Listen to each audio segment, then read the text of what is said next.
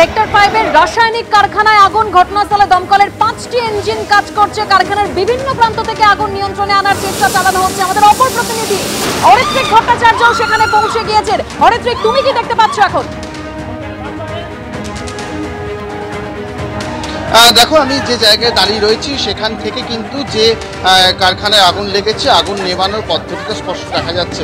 আমার সঙ্গে প্রবীর রয়েছে, প্রবীর সামন্ত, তাকেই দেখাতে বলবো যে এই যে সাদা বিল্ডিংটা আমরা সামনে দেখতে পাচ্ছি, এটাই কিন্তু সেই রাসায়নিক বোঝাই কারখানা যেখানে কালোগ্রাম তৈরি হয়, এবং এখানেই কিন্তু আজকে আগুন লাগে এবং বারংবার বিস্ফোরণে বেশ একটা আতঙ্ক তৈরি হয়েছে।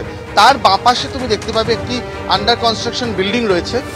সেই আন্ডার কনস্ট্রাকশন বিল্ডিং থেকে দমকলের কর্মীরা কিন্তু এদিক থেকেও আগুন নেভানোর বা আগুনের উৎসস্থলে পৌঁছানোর জল নিয়ে যে চেষ্টা সেটা কিন্তু চালিয়ে যাচ্ছেন।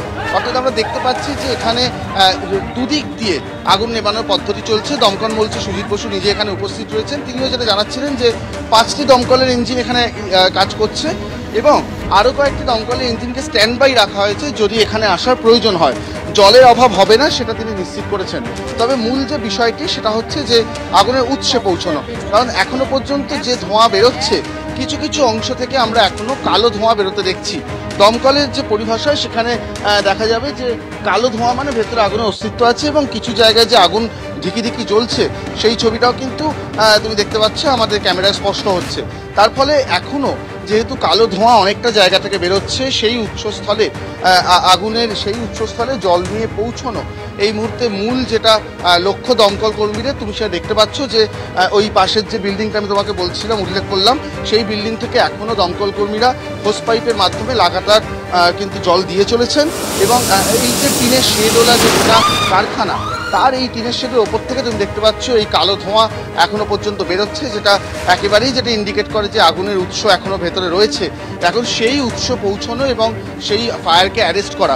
তবে এখানেও কিন্তু দমকল কর্মীরা যারা জানাচ্ছেন যে দুটো পদ্ধতি তাদের নিতে হচ্ছে। একটা, অবশ্যই আগুন নেভানোর তো প্রয়োজন রয়েছে, তার সঙ্গে যাতে আগুন ছড়িয়ে না পড়ে সেটাও অত্যন্ত গুরুত্বপূর্ণ। কারণ আগুন যাতে ছড়িয়ে না পড়ে তার জন্য যথেষ্ট দ্রুত সম্ভব আগুন নেভানোর কাজ করছেন দমকলের কর্মীরা। তবে যে কালো ধোঁয়া একেবারে সেই ছবি আপনারা দেখতে পাচ্ছেন, কালো ধোঁয়ায় ঢেকেছে চারপাশ।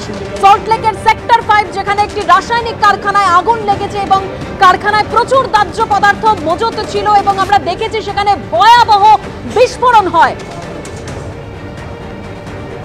আমার বিভিন্ন প্রতিনিধিরা আমার সঙ্গে রয়েছে একেবারে ঘটনাস্থল থেকে। আমাদের প্রতিনিধি পার্থপ্রতিম ঘোষও রয়েছে। পার্থ, তুমি দেখাচ্ছিলে দমকল কর্মীরা যেভাবে কাজ করছিল সেখানে, এখন কি ছবি?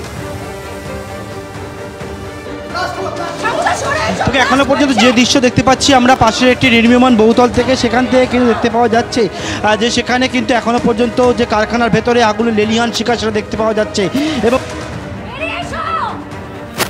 জল চেষ্টা করছে এবং তার পাশাপাশি ভেতরের যে অংশ রয়েছে সেখান থেকে দমকল কর্মীরা জল দেওয়ার চেষ্টা করছে। আমার সহকর্মী দীপ্তলু চক্রবর্তীর ক্যামেরা যে ছবি ধরা পড়ছে দেখতে পাচ্ছি একেবারে যে কারখানা তার ভেতর সেটা মজুত ছিল, রাসায়নিক সেখানে মজুত রয়েছে এবং আশেপাশে সবথেকে গুরুত্বপূর্ণ বিশেষ করে অফিস পাড়া, আশেপাশে একাধিক অফিস। একেবারে পার্থ, তুমি আমাদের সঙ্গে থাকো। আশেপাশে অফিস পাড়া এবং এই অফিস সময় একেবারে যে ঘটনা ঘটলো, অগ্নিকাণ্ডের ঘটনা, যেখানে একেবারে কারখানা, রাসায়নিক কারখানায় ভয়াবহ আগুন, ভয়াবহ বিস্ফোরণের ঘটনা ঘটে।